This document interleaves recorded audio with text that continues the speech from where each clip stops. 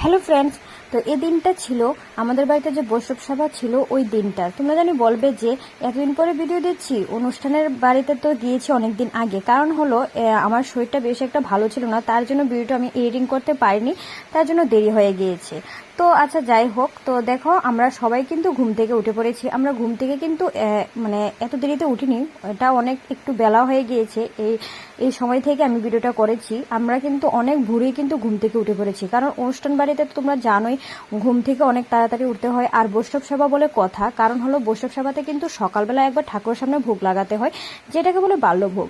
তো তার জন্য মাসি তারা রেডি করে, বৈষ্ণব মাসি তারা রেডি করে নিচ্ছে। মাসি তারা বড় মা মা সবাই আছে, ওরা রেডি করে নিচ্ছে। আর এদিক দিয়ে দেখো দেখো মিষ্টি বাইরে খেলাধুলা করছে ফুলুর সাথে। কারণ হলো আমিও ঘরে ঘরে একটু একটু মানে কাজ করছি, বেশি তো কাজ করছি না সত্যি কথা বলতে কি। আর এদিক দিয়ে দেখো আমার মাসিও সব কিছু, আমার মাসি মামি ওরা সব কিছু মানে দুপুরবেলাতে যে রান্না হবে তার জন্য সবজিগুলি সব ধুয়ে নিচ্ছিল। তো আমি কিন্তু মিষ্টিকে খাইয়ে দেয় সব কিছু রেডি করে দিয়েছি। তারপরে ও খেলাধুলা করছে ফুলুর সাথে বা একা একা। তো এদিক দিয়ে দেখো ওর ওর কিন্তু তোমরা সব জানোই ওর যে জানালা পছন্দ হয়, ও বাড়িতেও কিন্তু জানালার কাছে উঠে গিয়ে বসে থাকে। তো বা আমার বাড়িতেও গিয়েও দেখো জানালার কাছে গিয়ে ও খেলাধুলা করছে।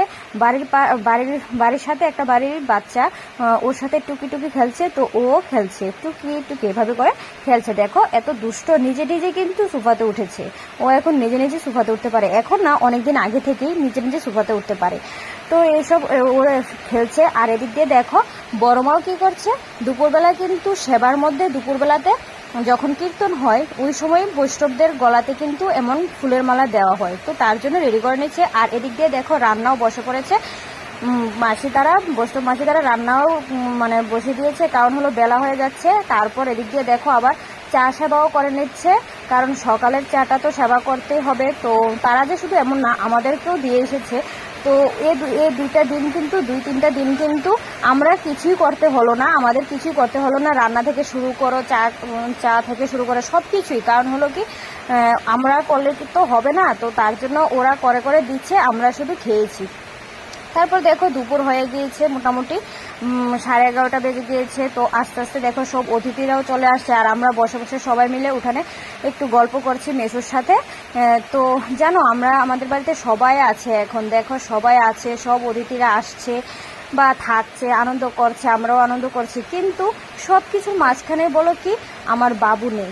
আমার বাবুকে কিন্তু আমরা অনেক মিস করি, আমরা তিনো বোন কিন্তু আমার বাবুকে অনেক মিস করি, তিনো বোন না শুধু আমার মাও অনেক মিস করি। কারণ জানো আমার বাবু এমন মানে কি বলবো, সেবা মানে কীর্তন, তারপরে লোকজন অতিথি এইসব খুব খুব আনন্দ পায়। মানে কি বলবো, আমার বাবু আনন্দ করতে খুব ভালোবাসে। আচ্ছা যাই হোক, কি করব বলো। আর এদিক দিয়ে দেখো দুপুরও হয়ে গিয়েছে। এ বলতে বলতে দেখো ঠাকুরের সব কিছু রেডি হয়ে গিয়েছে, ভোগ লাগানোর জন্য মাসি সব কিছু রেডি করে নিয়েছে। আর এদিক দিয়ে কীর্তন শুরু হয়ে গিয়েছে। তো এইটা ভোগও লাগানোর জন্য দেখো সব কিছু রেডি হয়ে গিয়েছে। তারপর আস্তে আস্তে করে মানে মাসি তারা রেডি করে নিচ্ছে ওই দিক দিয়ে, রান্নাঘরে সব কিছু রেডি করে নিচ্ছে। ঠাকুরের ভোগ লাগানোর জন্য যে ভোগের থালা রেডি করে নিচ্ছিল। তো এদিক দিয়ে ঠাকুর গরু রেডি হয়ে গিয়েছিল। আর এই যে দেখো কীর্তনে চলে এসেছে আমার মিষ্টি, দেখো সাজুগুজু করে স্নান টান সেরে সাজুগুজু করে চলে এসেছে কীর্তনে। তো ও তো জানোই কীর্তন কিন্তু ও খুব ভালোবাসে, দেখো কীর্তন করে নিচ্ছে, নাচও করছে। তো এটা হলো আমার পিসির সাথে একটু নাচ করছে। তো আবার কিন্তু ও এই কীর্তনে বসেই ওর বড় মার কোলে থেকে ঘুমিয়ে গিয়েছে। তো এদিক দিয়ে দেখো আমি আর দিবারে চলে এসেছি কীর্তনে। তো এখন সবাই মিলে একটু কীর্তন করে নিচ্ছি। সবাই কীর্তন শুরু হয়ে গেছে, সবাই আছে, একদিন মিষ্টিও খুব আনন্দ করছে। তো কীর্তনে বসলে কিন্তু আমাদেরকে ফুটা দিতে হয়, দেখো এই যে ফুটো দিয়ে দিচ্ছে বৌদি। তো বৌদি কিন্তু একদম আমাদেরকে কি করছিল, একদম সাজিয়ে দেওয়ার জন্য বলছিল। তো এরপর আমি বলেছি যে না, একদম এভাবে করবে না, শুধু একটা ফুটাই দিয়ে দাও। তারপর দেখো এই যে তারপর মাসি তারাও চলে এসেছে। প্রথম কীর্তনটার মধ্যে কিন্তু যখন শুরু হয়েছিল ওই সময় মাসি তারা ছিল না, শুধু মেসুই কীর্তন করছিল। তো এখন মাসি তারাও চলে এসেছে, মেসুও কীর্তন করছে, গান গাইছে। তো মা বলেছে মেসু নাকি আগে কবি গান গাইতো, তার জন্য এখনও কিন্তু মেসু খুব সুন্দর মানে গান গাইতে পারে, খুব সুন্দর কীর্তন করতে পারে। তো দেখো কীর্তনও করছে। তো ভোগ লেগে গেছে, ভোগ আরতিও করছে। এভাবে আমাদের কীর্তন চলছে, একের পর এক কীর্তন হচ্ছে সবাই মিলে। তারপর এখন মনে হয় হ্যাঁ একটু পরে ভাগবত পাঠ করা হবে। আর এদিক দিয়ে আমি ঘরে চলে এসেছি, মিষ্টি একটু ঘুম থেকে উঠে পড়েছে। তো দেখো এদিক দিয়ে মিষ্টির আম্মাও চলে গিয়েছে, তো মিষ্টিও ঘুম থেকে উঠে পড়েছে, তার জন্য আমি ঘর চলে আসতে হলো। আর এদিক দিয়ে আমরা বসে বসে গল্প করছি। এ হলো আমার মামাতো ভাই, বউ, তারপরে মিষ্টির বাবা, আমরা সবাই একসাথে বসে একটু গল্প করছিলাম। দেখো আর এদিকে মিষ্টি বাবা একটু কি জানি খাচ্ছে, প্রসাদ মনে হয় খাচ্ছে। আর তারপর দেখো কীর্তনের লাস্ট মুহূর্ত, তো লাস্ট মুহূর্তে তো সবাই জানো যে একটু আনন্দটা একটু বেশি হয়, সবাই একটু নাচানাচি করে, একটু মানে কি বলবো, কীর্তনের তালটা একটু বেশি উঠে পড়ে, কারণ লাস্টের দিকেই তো একটু তালের গান গাওয়া হয়, তার জন্য সবাই একটু দাঁড়িয়ে গিয়েছে নাচ করার জন্য। দেখো সবাই মিলে খুব আনন্দই করছিল। এই দেখো তারপর এই মামি আরতি করার পর মামি এই দেখো কি বলবো, এটা একটা প্লেটে করে ধূপকাঠি মোমবাতি লাগিয়ে এটা মাথাতে নিয়ে কিন্তু নাচ করতে হয়। এটা মনে হয় কোনো একটা নিয়মই, কারণ আগে যখন আমাদের বাড়িতে বড় মা এমন কীর্তন মানে সভা দিত, তখন বড় মাকে দেখতাম এমন করতো। তো দেখো যাই হোক এভাবে করে আমাদের কীর্তনটা শেষ হয়ে গিয়েছে।